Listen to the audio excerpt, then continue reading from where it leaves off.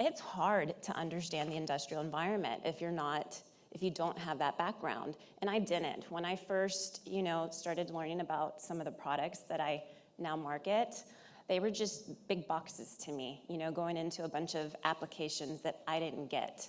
And to be an effective industrial marketer, you really have to understand what you're marketing. And so I had to dig deep, and I had to really reach out to the SMEs and all the engineers that I work with. I work on a manufacturing facility, so thankfully I have 200 to 300 engineers that I work with that I see every day. So I do have a lot of people that I can reach out to from that perspective. But I also had to learn how to really dig deep and ask the right questions. A lot of the product managers or your SMEs have a really good understanding of the product or maybe your customer or the types of technical content that they're looking for, but not all of them understand how to use it, and not all of them understand what marketing is. And I learned, I hear it a lot with a lot of industrial manufacturers, and it's this way in my company.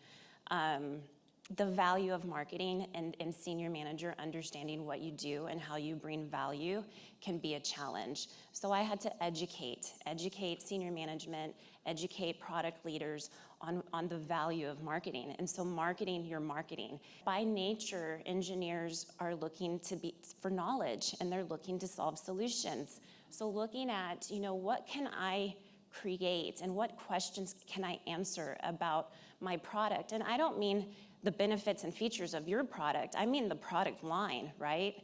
The product category in the industry, applications, the systems, providing tools that help make it easier for them to compare against whether it's products, the multiple products that you offer or the multiple products that your competitors offer, getting them pushed down into that, buying cycle to help make a decision. They're busy, and anything that you can provide that's going to make their job easier of coming to a decision or specifying a product is going to add value to them, and they're going to appreciate it.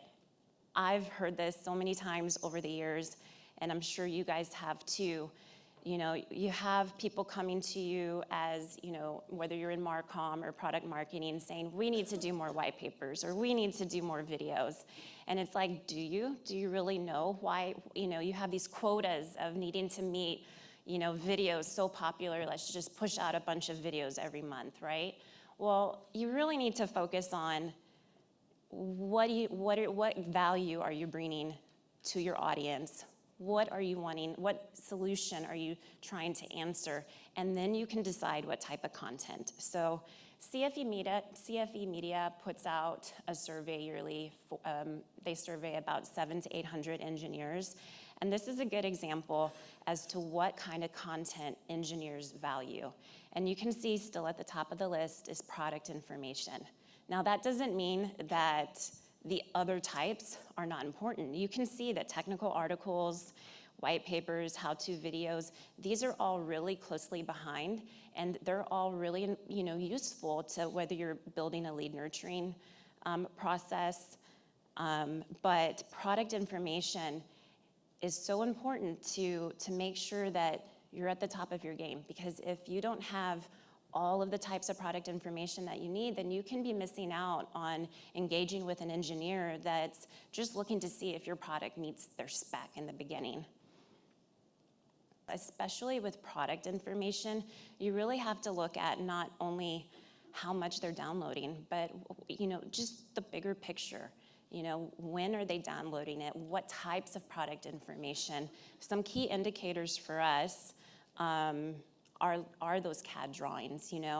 We know that, and I hear it, from our distributors. I hear it from our sales engineers as well.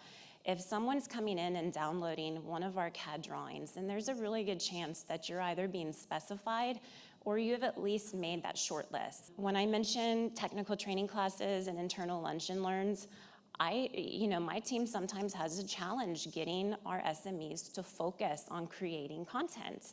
And if you want, to ask them to write a technical article or to even, give you the time to interview, For me, my experience is it's more difficult, but they'll give a presentation. They give the presentations all the time. And so one thing I started to do is I started to sometimes record them. And I don't mean like even for mass, external publication, though you could do that.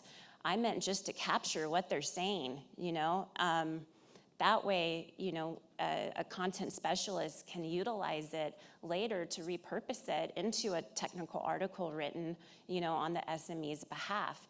It's just a nice way and a different way if you struggle with getting content from your SMEs, to be resourceful and to try to continue creating content, because you're not going to get in a slide deck really the essence and the details that an engineer is looking for. It's going to come out in what they're saying. If you don't have a documented strategy, it's really going to go a long way to understand, your content strategy and to be able to adjust it and to be able to prioritize. Once you have that strategy or once you have that documented and then you understand, the types of pain points that your customers have, and then you align those with your marketing and your business goals, it becomes much easier to prioritize. And it becomes much easier, to tell, the senior managers of the world or the product managers that are coming in saying, give me more video, or I gotta focus on this, because you can show them where the real priorities should lie.